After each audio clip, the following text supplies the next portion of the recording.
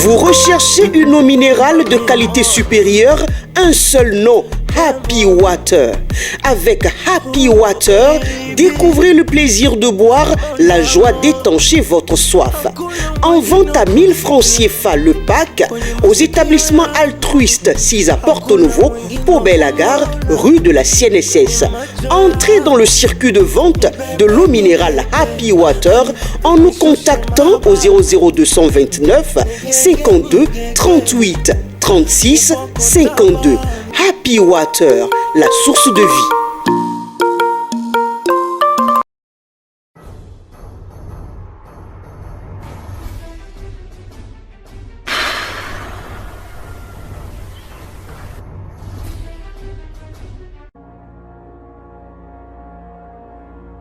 Jeudi 18 août 2022, bonsoir à chacun et à tous et merci de toujours prendre le rendez-vous sur Guérite TV Monde. Nous ouvrons le bulletin d'information de ce jour par cette actualité politique. Karamatou Fagboron Esmed Adjawere a annoncé ce jeudi 18 août 2022 à travers une lettre son adhésion au Parti du Renouveau démocratique PRD, une décision qui fait suite à sa démission du Parti du Bloc républicain. Nous parlons à présent de Gilbert Déoumalé qui continue ses actions de promotion de la culture béninoise. Informé du séjour en terre béninoise de la ministre haïtienne de la Culture et de la Communication, il a décidé de lui offrir une soirée culturelle. C'était l'option trouvée pour lui dire au revoir, mais aussi susciter une collaboration entre Haïti et le Bénin sur le plan culturel.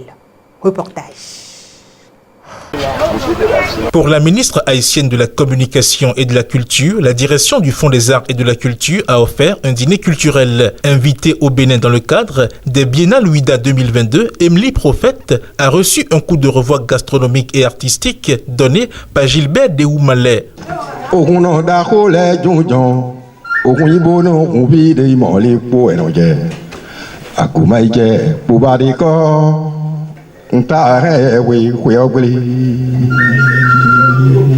Sa casquette de directeur général du Fonds des Arts et de la Culture est ici tronquée contre celle d'artiste chef d'orchestre.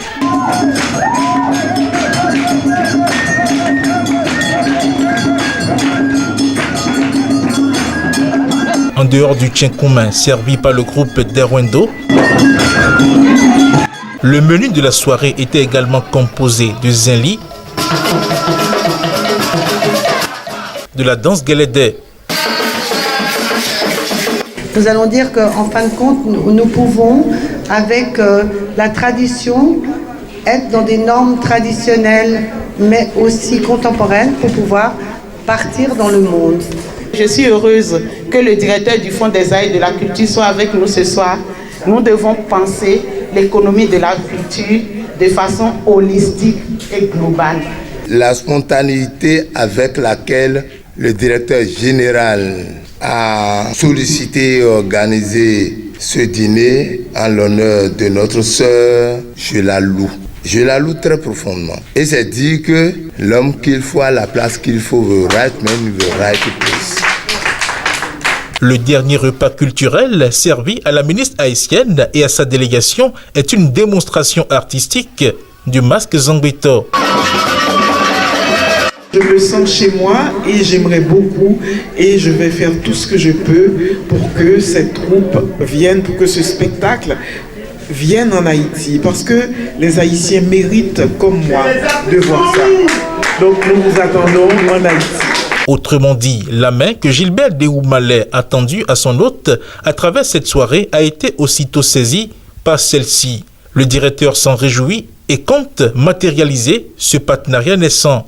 Je voudrais donc rassurer tous nos frères de votre pays que nous sommes prêts à engager avec vous parce que notre histoire est commune, donc notre culture est commune.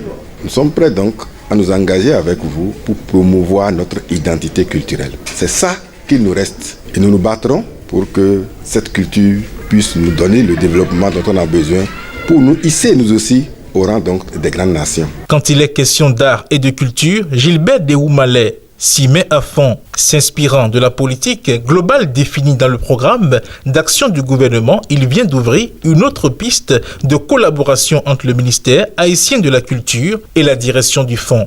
des arts et de la culture.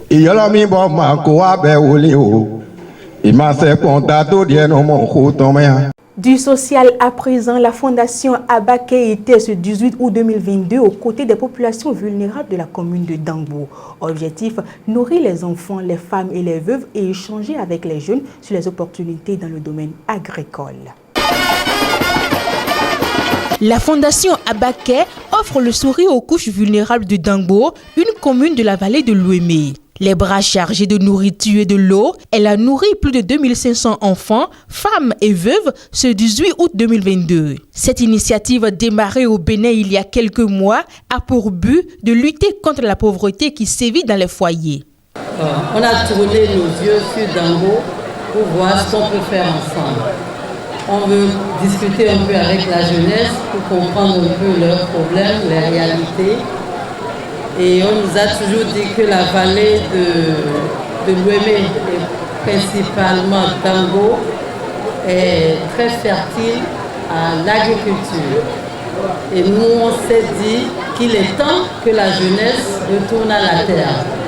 Et le second en particulier, c'est d'avoir un déjeuner avec les enfants. Outre le sourire, cette descente de la Fondation Abaké à Dangbo a été l'occasion d'échanger avec les jeunes sur leurs besoins et les opportunités dans la production agricole. Aller sur le terrain, c'est mieux. On est en contact avec les jeunes, on vit la situation du terrain avec eux, on comprend mieux les besoins.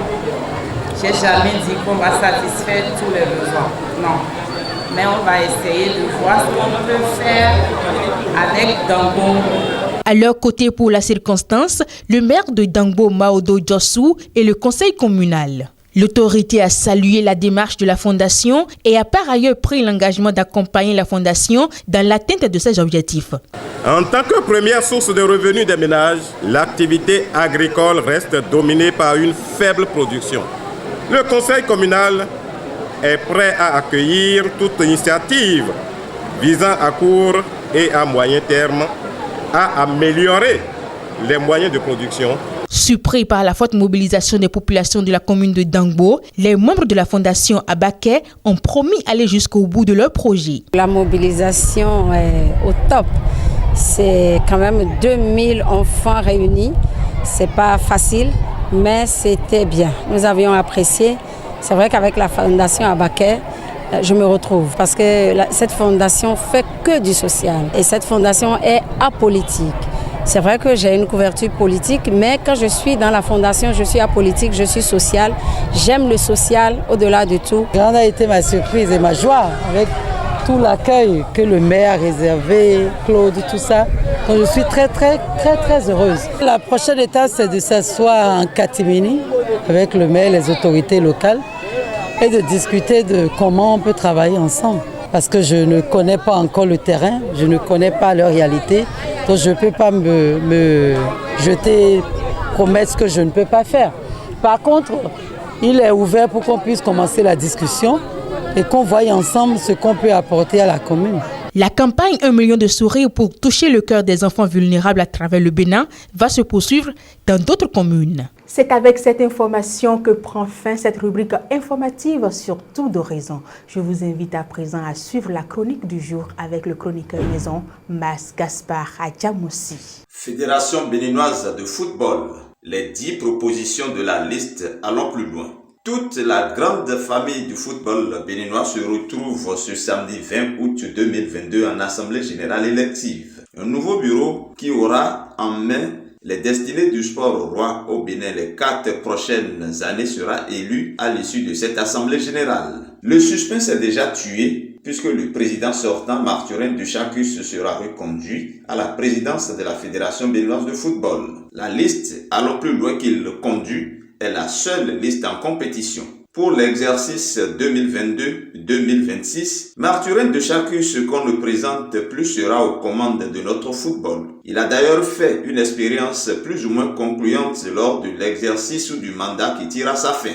L'enjeu de l'élection de ce samedi 20 août 2022 à la Fédération béninoise de football, c'est plutôt les nouvelles propositions ou les innovations à mettre en œuvre pour le rayonnement du football béninois. les ambitions de l'ancien et nouveau patron du football national transparaissent déjà dans la dénomination de la liste qu'il conduit. Allons plus loin et en effet cette dénomination, ce qui laisse supposer que le président de Chacus a intégré qu'il ne faut aucunement dormir sur ses lauriers, mais essayer les 4 prochaines années de faire plus que ce qui avait été fait jusque-là. Conduire le football béninois un peu plus loin vers les sommets du foot continental et international. Et pour atteindre ce noble objectif, les tenants de la liste Allons plus loin nous proposent un projet monté autour de 10 axes stratégiques. Nous vous en citons ici quelques-unes. Organiser et dynamiser la direction technique nationale. Soutenir la participation des clubs aux compétitions africaines.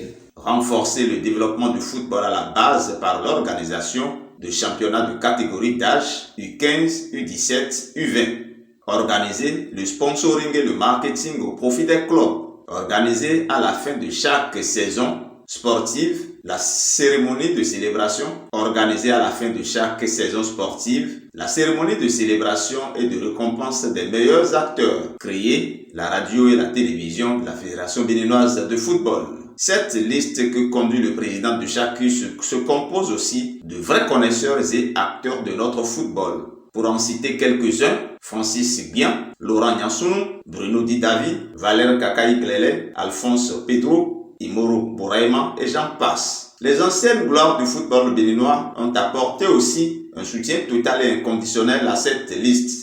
C'est dire que cette union sacrée autour des prochains dirigeants du sport roi doit être mise à profit pour opérer de véritables changements à même de faire rayonner notre pays. La balle est donc désormais dans le camp du président de Chacus. 4 années, c'est beaucoup, mais c'est aussi peu. Que Dieu prête vie à chacun d'entre nous pour être présent à l'heure de l'évaluation et du bilan de ce qui aura été réalisé. Merci à vous, Mas Gaspard Adjamossi, pour cette chronique. Mesdames et messieurs, on se retrouve tout juste après cette pause. Vous recherchez une eau minérale de qualité supérieure, un seul nom, Happy Water. Avec Happy Water, découvrez le plaisir de boire, la joie d'étancher votre soif. En vente à 1000 francs CFA le pack, aux établissements altruistes 6 à Porto-Nouveau, Pau-Belle-Gare, rue de la CNSS. Entrez dans le circuit de vente de l'eau minérale Happy Water en nous contactant au 00229 52 38 36 52. Happy Water, la source de vie. Dans le forum de discussion de ce jour, nous recevons pour vous, amis internautes de Guérita TV Monde, Charles Alban Daoui. Ensemble, nous allons parler de la démission de l'UDBN du Parti du Bloc républicain. Charles Alban Daoui, bonsoir. Bonsoir, Faouzia Sefou. Pendant que le PRD se prépare au mariage avec l'Union progressiste, l'UDBN se sépare du Bloc républicain. Oui, la nouvelle est tombée hier, vous l'avez appris comme tous les Béninois d'ailleurs. Le parti a décidé de signer son acte de divorce avec le parti du Bloc républicain. Il faut rappeler tout simplement que ce mariage n'aura duré que 9 mois. Et quand il y a divorce, ça veut dire sans doute que quelque chose ne va pas. Il y a des perturbations dans cette collaboration-là. Et les raisons qui ont été évoquées par les responsables du parti à travers la lettre qui a été rendue publique, c'est que, ils ne se sentent pas vraiment intégrés dans ce parti politique-là. Ils ne sont pas associés aux décisions qui sont prises au sein de ce parti. Et bien d'autres raisons ont été donc évoquées pour justifier cette séparation-là, qui met quelque peu, je dirais, à mal la réforme du système partisan, parce que là, ça crée de la confusion. Ça crée la confusion dans la tête de ceux qui n'avaient pas encore bien compris l'esprit dans lequel on se trouve dans la réforme du système partisan. Parce que la charte des partis politiques est claire. Aujourd'hui, en République du Bénin, il n'y a plus d'alliance de partis politiques. Donc, si, en tant que parti politique, entité juridique, existant juridiquement, vous décidez d'aller vers un autre parti, de vous y fondre, vous disparaissez. Un peu comme du sel qu'on met dans de l'eau. On ne le retrouve plus. On sent que l'eau est salée, mais on ne retrouve plus les grains de sel. Donc, si l'UDBN a accepté d'aller au Bloc républicain, c'est que l'UDBN a cessé d'exister juridiquement. C'est aussi simple à comprendre. Donc, quand on voit le communiqué qui a été rendu public, c'est à croire que l'UDBN et ses militants se croyaient ou pensent qu'ils existent en tant qu'entité politique au sein du Parti Bloc républicain. Or, ce n'est pas le cas, puisque le Parti Bloc républicain n'est pas une alliance de partis. C'est un parti à part entière. Et donc, si vous venez vous ajoutez à ce bloc-là, vous disparaissez. Et quand on prend les raisons qui sont évoquées, on parle d'exclusion, d'exclusion, ils ne sont pas associés aux décisions qui sont prises. Je ne vois pas comment ça pourrait être autrement. Parce que vous savez, le Parti Bloc républicain, lorsque le parti était en train d'être fondé, il y a un certain nombre de formations politiques qui ont accepté d'y aller. Et ces formations politiques sont membres fondateurs du Bloc républicain. Et si vous regardez les structures dirigeantes du Bloc républicain, vous verrez forcément ces personnes-là à des postes de décision du parti. Mais le parti UDBN est venu bien après la fondation, la création du Parti Bloc républicain. Et donc, quand vous entrez en ce moment-là dans une formation politique qui existait et dont les instances de décision ont été déjà mises en place, c'est difficile de vous intégrer dans les instances de décision du parti, sauf situation extraordinaire. Donc, je pense que cette raison qui est évoquée n'est pas forcément une raison valable. Et si les gens qui s'estiment être de l'UDBN veulent accéder à des postes de décision dans le Parti Bloc républicain, il leur faudra attendre sans doute peut-être un congrès ou un moment où on renouvelle les instances de direction du parti. Quand on dit tout de go qu'on n'est pas associé, je trouve que bon, c'est une raison fallacieuse, puisqu'ils n'étaient pas au début à la fondation du parti, d'où ils ne peuvent pas se retrouver dans les instances de décision du parti. Voilà. Charles Alban Daoui, dites-nous, ce départ aura-t-il un impact sur le Bloc républicain? Pour répondre à votre question, il suffit juste de regarder les résultats des communales de 2020. Les 5 partis qui sont venus en tête, avec l'UP, ensuite le BR, nous avons eu les FCBE, le PRD et l'UDBN 5e avec 2,17% de voix. Sur 5 millions et quelques d'électeurs, le parti UDBN n'a eu que 54 000 et quelques voix. Vous voyez un peu, quand on prend le pourcentage 2,17 qu'on ajoute même à celui du BR, ça ne permet pas d'atteindre la performance de l'Union progressiste. Pour dire que l'union qu'il y a eu entre le BR et l'UDBN n'était pas forcément une union qui renforçait l'UDBN en termes d'électorat, en termes d'emprise sur le terrain. Vous savez, la présidente de ce parti-là, avant qu'elle ne démissionne, elle a fait montre de détermination, de soutien au chef de l'État. Elle a beaucoup milité pour le chef de l'État. Donc je pense que pour la récompenser, il était de bon ton quand même que l'on la nomme soit à un poste de ministre ou quand même à un certain poste. Elle est actuellement à l'Institut national de la femme. Je ne dis pas forcément que c'est à cause de ça qu'elle a fondu son parti dans le Parti Bloc républicain, mais quand on analyse, on voit un peu les faits tels que ça s'est passé dans le temps et dans l'espace, on voit que c'est des faits assez rapprochés. Elle s'est retrouvée à la tête de cet institut-là, tout juste après cette fusion avec le Parti Bloc républicain. Donc ce n'était pas forcément une alliance qui renforçait le Parti Bloc républicain en termes d'électorat, puisque quand je vous ai dit, quand on fait les additions de nombre de voix des statistiques, ça ne permet même pas au Bloc républicain de tenir tête à l'UP. Donc je ne pense pas que cette démission-là puisse faire du mal au Parti Bloc républicain. Et d'ailleurs, certains responsables du parti ont déjà dit que c'est un non-événement. Ce n'est pas pour dénigrer le parti, ce n'est pas pour les tenir pour moins que rien, mais je pense que l'idéal n'aurait pas été de poser cet acte-là. Parce que là, il faut dire que le parti risque de se retrouver en difficulté parce que l'autre parti de la mouvance UP, où il pouvait se rendre, a dit clairement qu'il n'est pas prêt à accepter des partis qui démissionnent d'un autre parti. Voilà. Et je pense que c'est une bonne décision et il est important de l'appliquer ainsi pour faire comprendre aux gens que l'esprit de la réforme du système partisan est totalement contraire à l'esprit des alliances de partis politiques qu'on avait connues par le passé en République du Bénin. Merci à vous, Charles Alban Daoui. C'est moi qui vous remercie. Fin de forum de discussion de ce jeudi 18 août 2022. C'est maintenant le moment pour nous de nous interroger sur la question suivante. Quand les temps sont durs, que faites-vous? Si ça coince, bon, on essaie de se débrouiller. Ou bien parfois même, bon, on fait des activités qu'on a pas appris, ou bien qu'on n'a même pas voulu faire, mais pourvu qu'on ait quelque chose pour arrondir les copotes à la maison. Avant de mettre un terme à cette émission, voici la vidéo du jour que propose la rédaction de Guérite TV Monde.